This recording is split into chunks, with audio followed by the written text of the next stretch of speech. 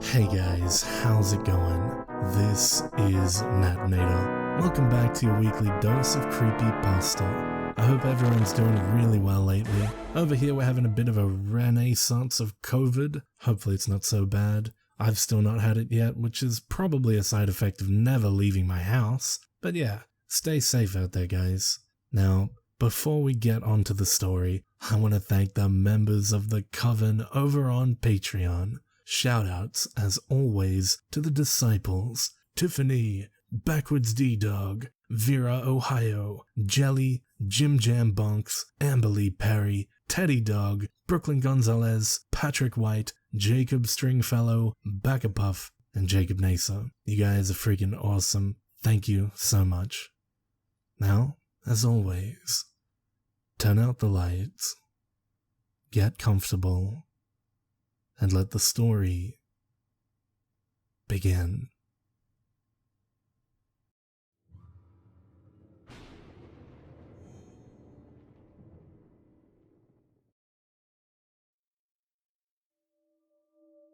How you'll die is written on your forearm. Well, don't look now. You can't see it. But it's there. I can see it. It's horizontal, big and bold. Always black. Oh, and how old you'll be. I call it your death stamp. I was 8, looking at the arm of my elderly neighbor, Mrs. Brown, as she watered her roses. What does stroke mean? I asked my mum when I came in for dinner. You know, how you move your arms back and forth while you swim. Yeah? Those are strokes. Or when you pet a cat all nicely. You can stroke 62 cats? I guess so? Go wash your hands and come sit down. You ask such strange questions. Maybe Mrs. Brown liked to swim so much that she wrote it on her arm. Or cats. Grown-ups were funny that way.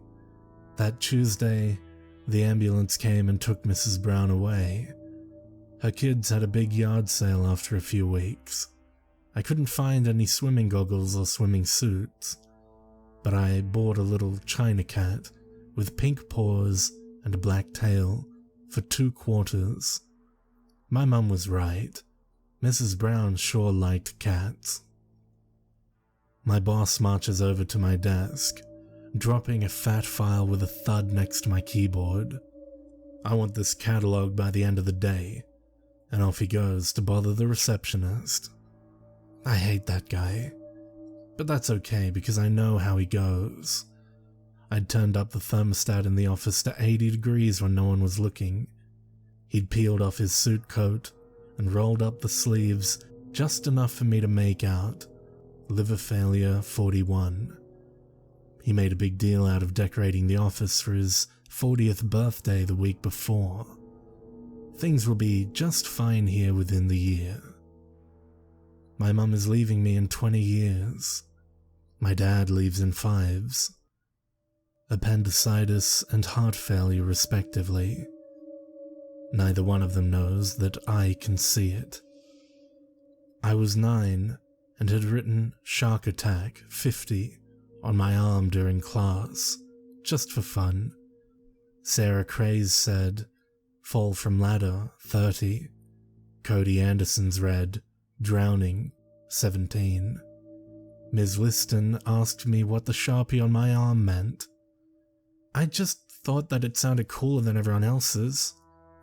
Everyone else's what? The writing on everyone else's arms. Nobody else has writing on their arms. Well, yes they do. Yours says kidney cancer, 48. What did you say? When I returned from the principal's office, Miss Liston was wiping away her tears at her desk. Cody told me that he couldn't play with me anymore after he'd told his mum what I said about his arm. A few more parents complained that I was telling their kids scary grown-up things, and I was grounded from watching TV. I learned to just not say anything. And no, I can't see my own. That'd be cheating. Maybe someday I'll meet someone who can read it, and we'll die old and happy together. Most people's stamps are boring. Strokes, heart attacks. I see the occasional gang shooting if I'm in the shady side of town. Maybe you're wondering how old it starts. I checked my baby sister's arm when she came home from the hospital.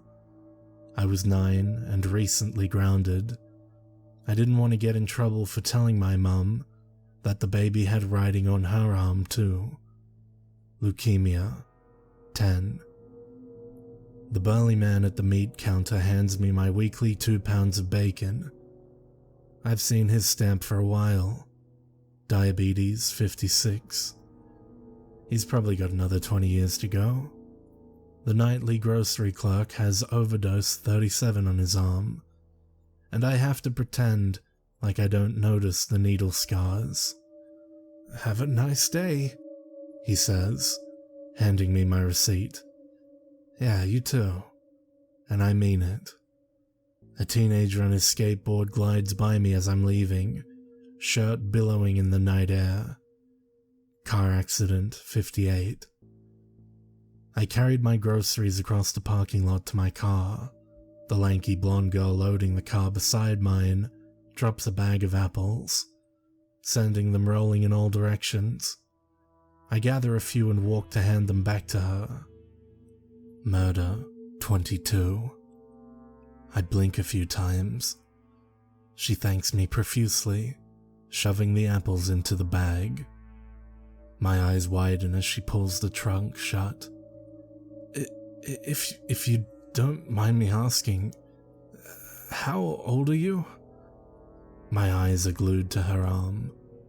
She stops, eyebrows drawing together. 22? And shuts the trunk with a loud thud. I'm left standing behind the car, hands shaking. Her brake lights turn on and the only sound of a honk reminds me to move out of the way. She drives by, glaring out the window. My heart pounds. I sprint to my car, throwing the single bag into the passenger seat. Do I follow her? Do I have enough time to warn her? I've never tried to change the stamp. Maybe her birthday isn't for another year, and she'll be okay until then. Maybe she has time. Maybe it'll change. I think of Halloween and decide to follow, just in case. I lag behind a bit, memorizing the digits of her license plate as we shuffle through traffic. Meanwhile, my mind wanders to serial killers. Grisly, gory, left for dead in trunks of cars or ditches by highways. Pain. Always pain. We pull into the parking lot behind the university dorms. I pass by as she parks, making sure to pull into an obscure spot at the end of the row. I sit in my car and watch my rearview mirror. She gets out, grabs the 2 bags from the trunk, and walks to the building. My heart pounds as I open the door. 1. Breathe. 2. Breathe. Stop. I walk faster, matching my heartbeat. The girl opens door 116, balancing one bag on her knee before turning the knob and stepping through. I stay hidden under the shadow of the stairs. I hear the door close and sink to the ground. I can't tell her what's coming. I can't ask her her name. I can't even talk to her without it becoming obvious that I followed her. I can't do anything. I think of my sister laying in her hospital bed. I think of Mrs. Brown in the ambulance. I think of Cody Anderson and the countless other people whose deaths I'd known.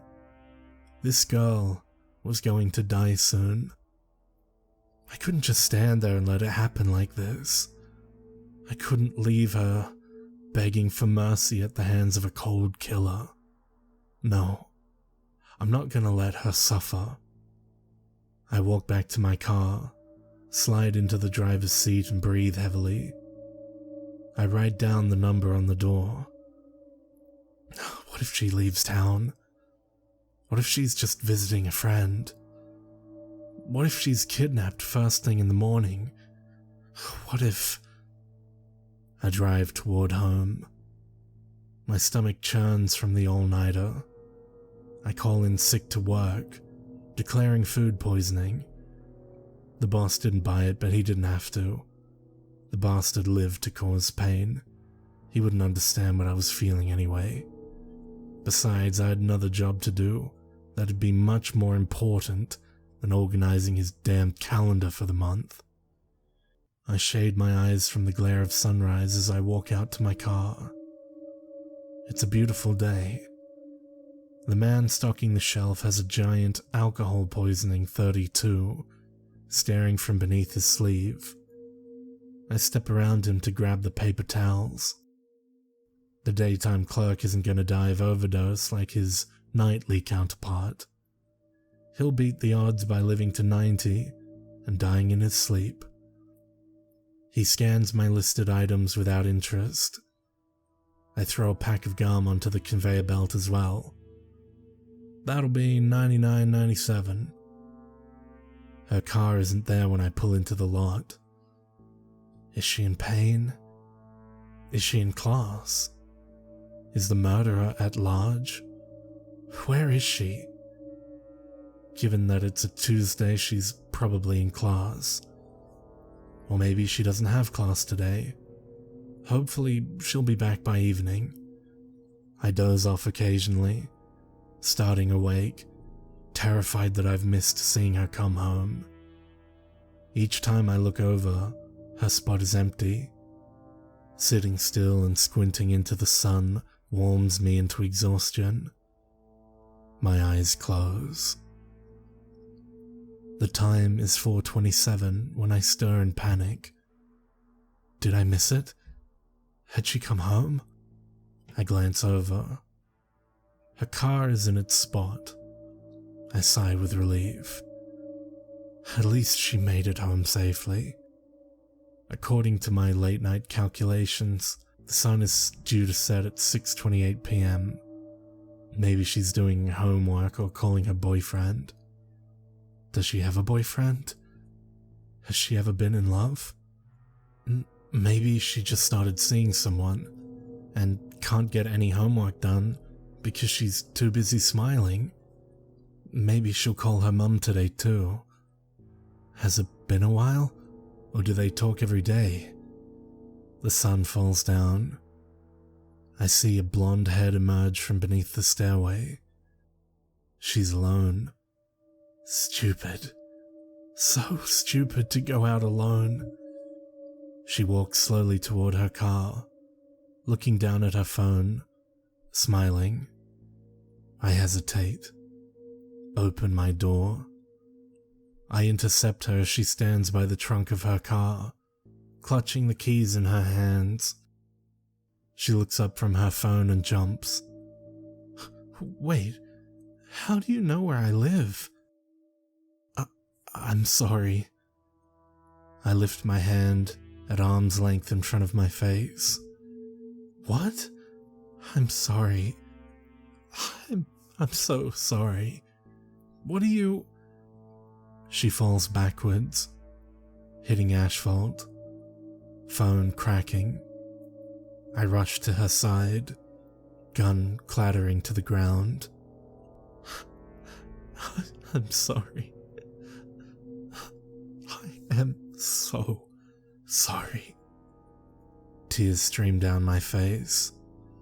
My breaths come in gasps as I bury my face against her shoulder. The smell of coconuts and sunshine wafts into my nostrils. I scoop her body into my arms and stagger toward my car. I let her legs drop while I pull the door open and shove her body into the back seat. I retrieve the paper towels and white sheet from the trunk. A wet paper towel is pressed against a hole in her forehead.